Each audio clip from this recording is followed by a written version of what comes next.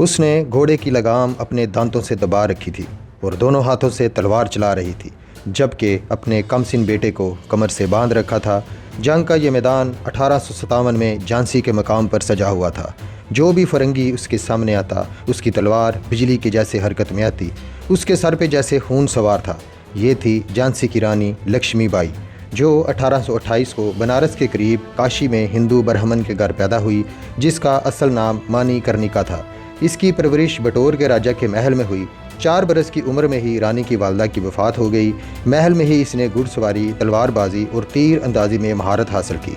बंदूक से निशाना लगाने में भी रानी का कोई जवाब नहीं था।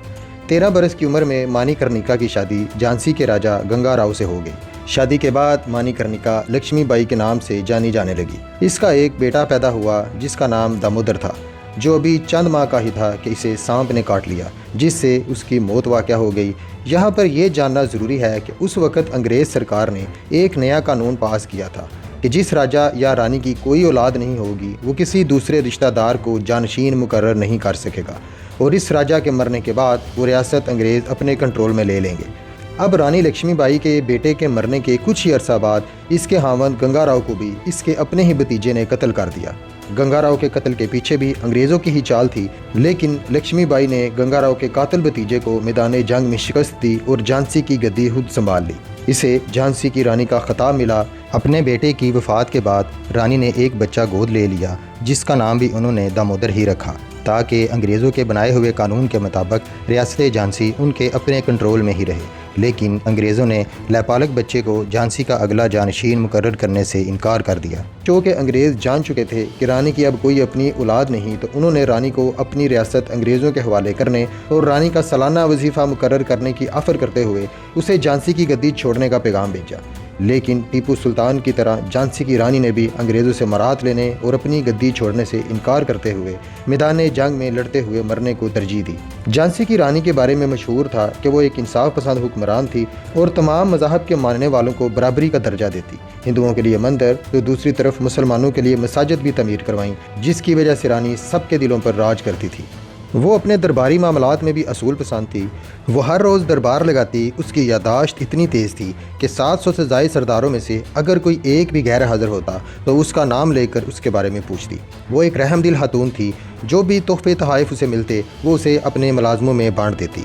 देखने में वो इतनी जाज़िब नज़र नहीं थी। चेहरा गोल, दरमियाना कद, रंग कदर पुख्ता और आवाज़ भी भारी थी, लेकिन बावकार शख्सियत और कमर में दुपट्टा बांधा हुआ जिसके साथ तलवार लटक रही होती थी।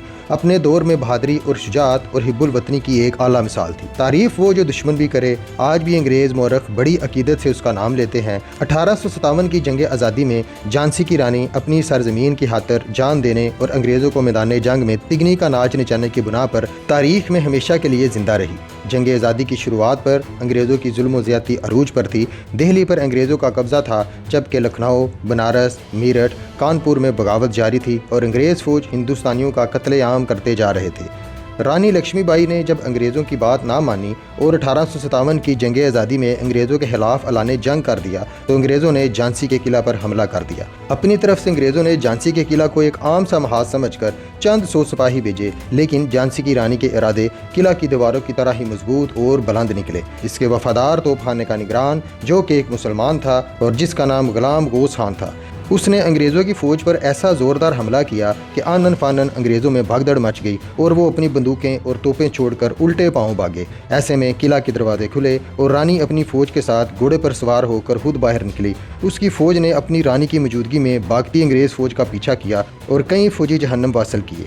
अब अंग्रेज़ों को अंदाज़ा हो चुका था कि जिसे वो मामूली मार का समझ बैठे थे, वो हिंदुस्तान का दूसरा टीपू सुल्तान था। गुलाम गौस खान के अलावा खुदा बख्श, दोस्त खान, सुंदर मुंदर, काशी बाई, मोती बाई और इन जैसे कई वफादार और बहादुर मुहब्बे वतन लोगों का साथ झांसी की रानी को मिला था।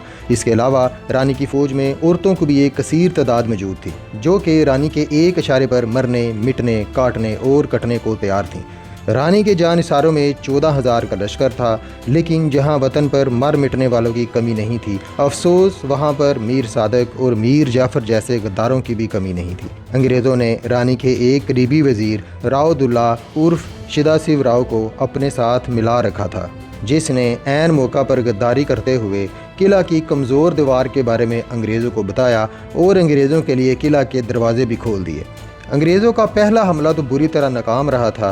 2 हफ्ता तक लगातार जंग का मैदान सजा रहा। रानी के तमाम जानिसार एक एक करके इस जंग की नज़र होते चले गए। किला में बंदूकों और तोपों का गोला बारूद ख़त्म हो चुका था, जबकि बाहर से किसी किस्म की कोई मदद की उम्मीद भी ना थी। दूसरी तरफ अंग्रेज़ी फ़ौज हर दूसरे दिन ताज़ा कमक के साथ किला पर मुसलसल बमबारी करती जा रही थी। 50 से 60 टन के वजनी गोले किला की दीवारों पर दागे जा रहे थे। आखिरकार गद्दारों की गद्दारी अंग्रेज़ों के काम आई। राउदुल्ला ने किला की एक तरफ का दरवाज़ा खोल दिया और अंग्रेज़ी फ़ौज अंदर दाखिल हो गई। रानी को जैसे ही अंग्रेज़ी फ़ौज के किला में दाखिल होने की खबर मिली, वो फ़ौरन अपने वफादार सिपाहियों के साथ अंग्रेज़ी फ़ौज के ऐन सामने आन खड़ी हुई। उसके दोनों हाथों में तलवार थी। कमर पर कमसिन बच्चा बांधे हुए वो अंग्रेज़ों पर टूट पड़ी और कई अंग्रेज़ी सिपाहियों को मौत के घाट उतार दिया। मगर अंग्रेज़ी फ़ौज तादाद में कहीं ज़्यादा थी। रानी अपने चंद जानिसारों के साथ किला की दीवार से कूद गई और भाग निकलने के अलावा उसके पास और कोई रास्ता ना था। लेकिन अंग्रेज़ों की ये जीत वक्ती साबित हुई और कुछ ही अरसा बाद रानी ने दोबारा झांसी पर हमला कर दिया और अपना किला अंग्रेज़ों से वापस ले लिया। लेकिन रानी की भी ये जीत आर्जी साबित हुई। जंग आज़ादी की तहरीक पूरे हिंदुस्तान में फैल चुकी थी। अंग्रेज़ों के पास बेपनाह असला, गोला बारूद और दूर तक फेंकने वाली जदीद तोपें मौजूद थीं, जो कि उस वक़्त का सबसे ख़तरनाक हथियार माना जाता था। ग्वालियर के मकाम पर रानी को दोबारा शिकस्त हुई और मैदान जंग में ही ज़ख्मी हो गई, लेकिन वो किसी तरह बच निकलने में दोबारा कामयाब हो गई और एक बेआबान पहाड़ी इलाके में पहुंच गई, जहां उसकी मुलाकात एक बुज़ुर्ग से हुई। रानी ने उस बुज़ुर्ग से कहा कि वो उसे आग में इस तरह जलाकर राख कर दे कि उसके जिस्म का कोई हिस्सा अंग्रेज़ों के हाथ ना लगे। कहा जाता है कि उस बुज़ुर्ग ने रानी का जिस्म जला डाला। अपने आप को रानी ने आग में झोंक कर अंग्रेज़ी फ़ौज को ये पैगाम दिया कि ना ही तुम रानी को इसकी ज़िंदगी में पकड़ सके और ना मौत के बाद। दूसरी तरफ तारीखदान ये भी लिखते हैं कि ग्वालियर में जंग लड़ते हुए रानी ने अपने आप को आग में झोंक दिया था। बहरहाल 1857 की जंग आज़ादी ख़त्म हुई। हिंदुस्तान हिंदुस्तानियों के हाथ से निकल गया और अंग्रेज़ों ने जुल्म बर्बरियत का वो बाज़ार गर्म किया जिसकी मिसाल नहीं मिलती। 90 साल तक अंग्रेज़ों ने बर्रे सगीर के लोगों को अपना गुलाम बनाए रखा, लेकिन शोहदा की कुर्बानियों, टीपू सुल्तान और झांसी की रानी जैसे हिब्बुल वतन लोगों को तो आज भी लोग याद रखते हैं। दूसरी तरफ 1857 के बाद अंग्रेज़ों के 90 साला दौर के किसी भी नामवर अंग्रेज़ हुक्मरान को तारीख़ के उराक में कोई ऐसी जगह ना मिली कि उसका नाम भी इज़्ज़त से लिया जा सके। अंग्रेज़ी जनरल अपनी किताब sir Hugh Rose and central Indian campaign 1858 में लिखते हैं, रानी लक्ष्मीबाई तमाम बागियों में से सबसे खतरनाक बागी लीडर थी और सबसे बहादुर और सबसे बेहतरीन थी। अगर बागियों में कोई मर्दानी थी तो वो झांसी की रानी थी। उम्मीद है मेरी आज की ये वीडियो आपको पसंद आई होगी। मज़ीद इन्फॉर्मेटिव वीडियोज़ के लिए मेरे चैनल को लाइक कीजिएगा, सब्सक्राइब कीजिएगा, वीडियो को शेयर कीजिएगा, दुआओं में याद रखिएगा। अल्लाह हाफ़िज़।